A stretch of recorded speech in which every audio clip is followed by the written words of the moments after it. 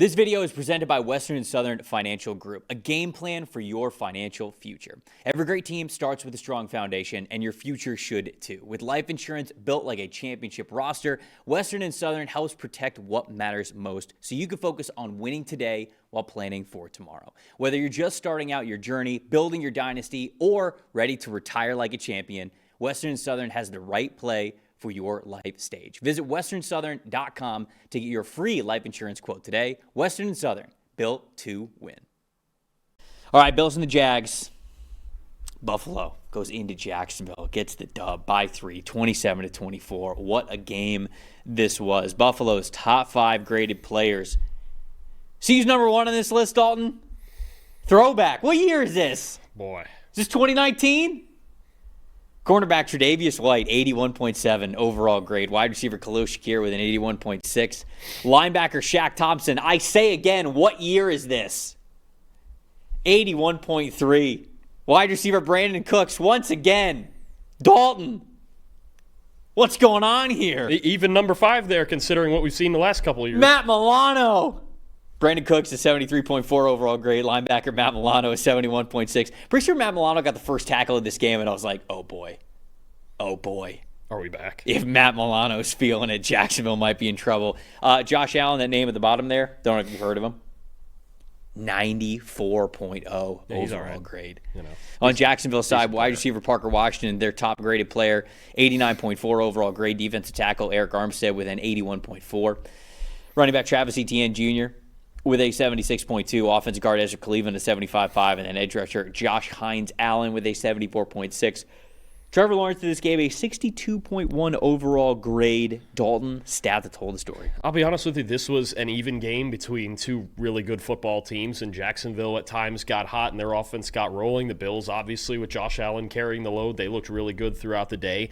It just came down to two quarterbacks, and one stepped up in the big moment and the other one didn't. You look at the two, to me, the two quarterback grades you just showed right there. A 94 for Josh Allen is elite stuff, one of the best games of his career, and for Trevor Lawrence, a 62.1. And that was always the theory coming into this game and into this postseason, right? Was, okay, if Trevor Lawrence stays as hot as he was the last 6 weeks of the season, this team can go all the way.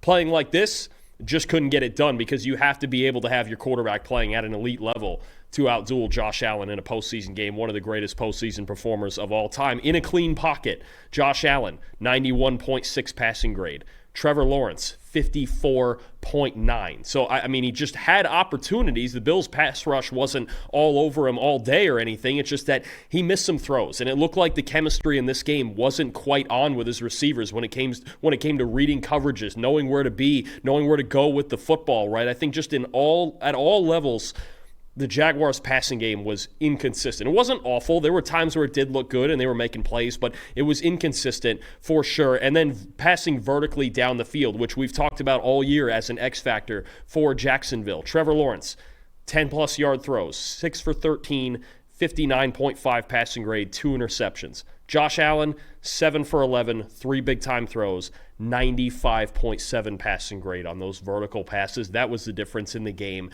Buffalo was just more consistent in the passing game. Josh Allen was more consistent throughout the 60 minutes of this game than Trevor Lawrence was. Yeah, I think that the stat that tells the story is honestly a lot of the key metrics that you look at when it comes to the results of games.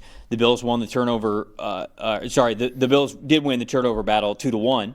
They also won the time possession 33-49 to 26-11. They were 50% on third down. So anytime you're 50% or greater on third down, that's a pretty good day. They were 100% on fourth down, and they were 100% in the red zone. You tell me, if you win those 5 categories, you probably won the football game. Don't tell Philadelphia that. Well. Anyway. Okay, we'll get to Philadelphia here in a second. I also think that with this game specifically, and I want to talk about Trevor Lawrence here a little bit more in a second, but when you opened what you said about this game by saying, hey, this is 2 really good teams going at it. I do agree that this was 2 really good teams. But I will also say that this was 2 really good teams who both played below the level that they can and should play, in my opinion, on offense. So these are good teams, But I think that both of them played a little bit lower than their expectation. The Bills weren't able to run the ball the way that they needed to. They weren't able to get the tight ends involved as much as they wanted to, I think, with Dalton Kincaid. They didn't really have that much outside of Khalil Shakir that they consistently went to in the passing game. And when it came to the Jags, yeah, they had some explosive plays here and there, but for the most part, Trevor Lawrence was not the quarterback that they needed him to be, and we'll talk about that a little bit more here in a second. But the reason why I wanted to bring that up is because this became what we have said all year, where the Bills get very dangerous when they just go, Josh, please, Josh, just do the thing. Just save us. And the thing about the Bills is there is maybe a capped ceiling at if you just make Josh Allen the plan and that's it. You need somebody to complement him here. The tight end's got to get it going. James Cook's got to get it going. So, in order to unlock what the Bills need to unlock, in my opinion, to win the Super Bowl, it's got to be more than Josh Allen. And we have talked about that throughout the season. So the ceiling overall in this offense, when the plan is just Josh Allen, please save us, is lower than what it could be for this Bills team. However, with that game plan and that player, that floor is a lot higher than it is for basically every team in the NFL. And this was one of those games where Jacksonville found out just how high the floor is when the game plan is even just as simple as Josh Allen save us. Because saying that sounds like an insult, right? It sounds like an insult. Oh, the play calling's not working. The run game's not going well. They don't have anybody separating down the field. It's their quarterback, and that's it. Well, when you have Josh freaking Allen, that's it. The Jags just figured out how good you still have to beat that player because they weren't even able to do it. So I think that was a big takeaway for me, is that for a big part of this season, you and I and a lot of people have talked about what are the Bills beyond Josh Allen, and we get worried about them winning a Super Bowl. The defense is something a little different, which I'll talk about here in a second. But I'm saying on offense, we get a little bit worried when it's just so much on Allen's plate. We want them to be able to divvy it up a little bit more than that. But even when it's all on Josh Allen's plate, it's still a damn tomahawk steak. It's still filling the whole damn plate. And that is something that's so difficult for teams to be able to match up with. How good, how freakishly talented this player is. And Jacksonville, I think, fell out the hard way how high that floor is when you just give the ball to Josh Allen. And this is why the Bills are under so much scrutiny right now for this postseason run, because Kansas City especially is not in this playoffs. Because we walk into the playoffs every year and we go, okay, Patrick Mahomes is the greatest singular force in the postseason field, right? Just because of the way he can carry the Chiefs to wins, right?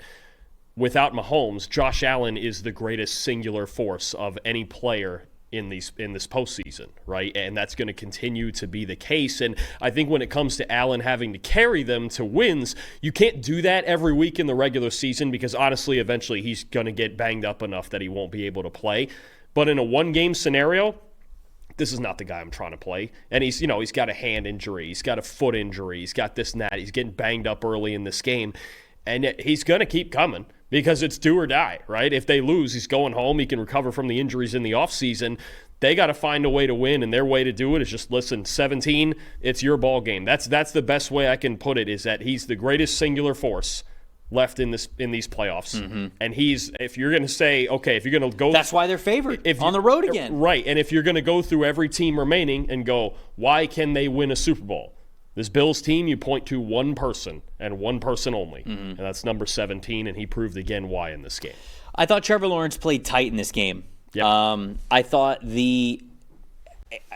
I don't think it was like a terrible game plan, although there were plenty of tight windows. I mean, I don't think he saw the field very well. No, he didn't, which is interesting because I believe he said earlier this week how the Bills play a lot of the same types of coverages and things like that. And I really do feel as though McDermott did a great job changing things up pre and post snap. It would look one way pre-snap, and I think that's why Lawrence was hesitant. I think that's why he was tight. I think that's why he was off target, especially in that first quarter. That first quarter, you watch a couple of those throws, and you're like, whoa, why is he throwing the ball there? And I just think it's the zones shifted a little bit. One defender's creeping a little bit more towards the middle of the field than he thought was going to, and it kind of spooked him a little bit. And Second half was a little bit better for him when he settled in, but I just felt as though McDermott and that defense made Trevor Lawrence second guess what he was seeing pre-snap all game long. So it's a credit to Buffalo for sure. And unfortunately for Lawrence, it was just a game where you've looked at the last month and we talk about how confidently he has played. And it's because you're confident in what you're seeing pre and post snap. In this game, he clearly was just not confident in what he was seeing post snap. And I think, was it you that was mentioning to me, I think maybe even on this show, about Trevor Lawrence? It feels like there's times where he predetermines throws and he's just gonna let it rip. Yeah, no, it was. We were talking about this yesterday. I think a huge play in this game was early on the interception he threw to Shaq Thompson, which is kind of one of those plays, one of those throws he made where he made an assumption and he was just a little bit wrong, right? And Thompson, being the wily veteran that he's been around a long time, because what you had on that play is the Bills, they were in a Tampa 2 look, right, with Shaq Thompson as that Tampa guy in the middle of the field. And to Lawrence's right, you've got two receivers and the back to his right. So he's assuming there that Thompson is going to open and flip his hips to that three receiver side. He checks the safety to that side to make sure it's cover 2, and he's right about that, but he didn't hold the linebacker Thompson long enough. He just assumed Thompson was going to go and he could get back to that seam back on the other side to his left, and Thompson made the jump on it and got the interception. I thought that was a huge play in this game because that play made, you mentioned it, Lawrence being hesitant most of the day, that play made him a little more hesitant, going, I have to make sure these windows are here, because look at some of the guys we had in our top fives, right? Tre'Davious White. Yeah. Remember the ball he almost picked off later in the game too. Right. Tre'Davious White, Matt Milano, Shaq Thompson. A lot of these veteran guys making plays on defense for the Bills, and I think that was a big part of Lawrence and the shortcomings in this game, because you had that Thompson interception early, and he was just a little bit less sure of what he was looking at the rest of the day, and that made a big difference with the Jags just not being able to fully find the feel in the passing game. Yeah, Wright in the chat is saying that 15 carries from the running backs in this game weren't enough for Jacksonville. Agreed. I do think so, because I think that's a little bit easier of a criticism to look at after the fact, because when you look at their numbers, 6.7 yards per rush for Travis Etienne, 12.8 for Bashal Tutin. LaQuinn Allen only got one carry for 3 yards. So it's easy to, I think, look at those numbers and say they were so effective. Why didn't they run the ball more? I can understand getting to that, but what we talked about in the preview show on Wednesday, this is a bottom 5 rushing team in the NFL this season. They have not been efficient. They have not been effective. They have not been explosive. So I don't think that was ever really that big of their game plan overall. So I think what they did to run the ball worked really well. I don't think them not running the ball enough was the reason why they lost. I think the reason why they lost is because Trevor Lawrence played tight and he didn't trust what he was seeing. I don't think it was I think it's unrealistic to think they would have run the ball more than that. I'm going to be honest with you. I think it... Because they were so bad at it the whole year. But this Bills run defense has been so bad the whole year. I'll say this. ETN and Tutin combined for almost 8.5 yards a carry. Yes. And it felt like when they did run it, the Jags could get to the edges. Yes. At their will, whenever they wanted to, right?